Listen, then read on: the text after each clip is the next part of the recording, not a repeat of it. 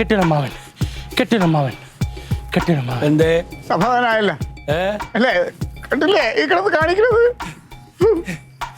ഒന്നുമില്ല, മക്കളെ മിണ്ടാതില്ലടാ. ഞാൻ ദാമോവൈദ്യന്റെ അടുത്ത് പോയപ്പോ അയാളെ കയ്യിൽ നിൽക്കൂല. മലപ്പുറത്ത് സെബാനോസ് വൈദ്യന്റെ നമ്പർ തന്നിട്ടുണ്ട്. അവിടെ വരെ കൊണ്ടുപോകണം. 10-30,000 രൂപ ചെലവ് വരും. എത്ര? 30 അതിൽ നിർത്തി തരാന്ന് പറഞ്ഞു. ഓർമ്മയില്ല. ഒരു കാര്യം ചെയ്യാം. അതെ, തൽക്കാലപ്പോഴേ ഞാൻ എൻ്റെ പരിചയത്തിലൊരു ഉണ്ണിവൈദ്യരുണ്ട്.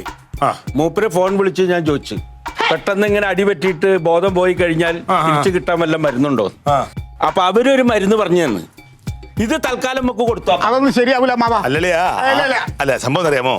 ആദ്യം ഇതൊന്ന് കഴിച്ചു നോക്കട്ടെ. അതെ, കഴിച്ചു നോക്കിയതിന് ശേഷം നമുക്ക് മരുന്ന് കൊടുത്താൽ നല്ല വൈദ്യം ഞാൻ പറഞ്ഞു വെച്ചേക്കാണ്. ഇത് കൊടുത്തിട്ട് മാറിയില്ലെങ്കിൽ നമുക്ക് കഴിച്ചു നോക്കാം. കഴിച്ചു നോക്കട്ടെ. ഇതും വൈദ്യരല്ലേ? ജ്യൂസ് കുടിച്ചേ. അവിടെ ഇരുന്നേ. അല്ല, അത് ഇത് കൊടുത്ത് വേറെ എന്തെങ്കിലും സംഭവിച്ചാൽ വൈദ്യരല്ലേ? പിന്നെന്താ? ഞാൻ മരുന്ന് ഓർമ്മയില്ല. അവിടെ ഇരുടാ. അവിടെ ഇരുന്ന് മോനെ. മോൻ അവിടെ ഇരുന്നേ.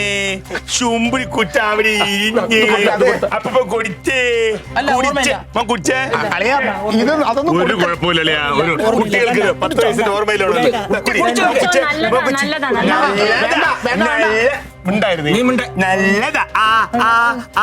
മാ പൊളിച്ചേ.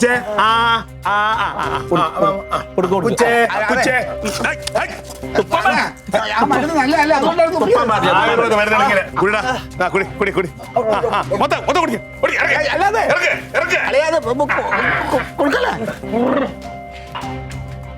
എങ്ങനെയുണ്ട്? 2 മിനിറ്റ് ഉണ്ട്. എന്ത് സാധനമാണ്? 2 മിനിറ്റ് കഴിഞ്ഞാൽ ഓർമ്മ തിരിച്ചു വരും. പിന്നെ നല്ല വൈദ്യരല്ലേ? വല്ല അറിഞ്ഞൂടാതെ അത് ഇതും ആരെങ്കിലും അതെ, ഇത് അതൊന്നുമില്ല, നല്ല മരുന്നുകളാ.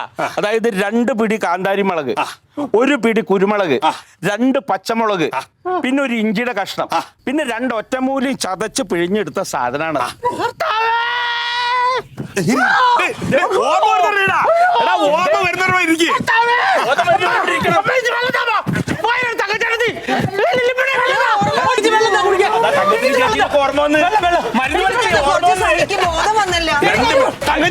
തങ്കത്തിനെയും ചേച്ചീനൊക്കെ മനസ്സിലായല്ലോ. പൈസ അടിക്കാൻ വേണ്ടിട്ട് എന്റെ അടുത്ത്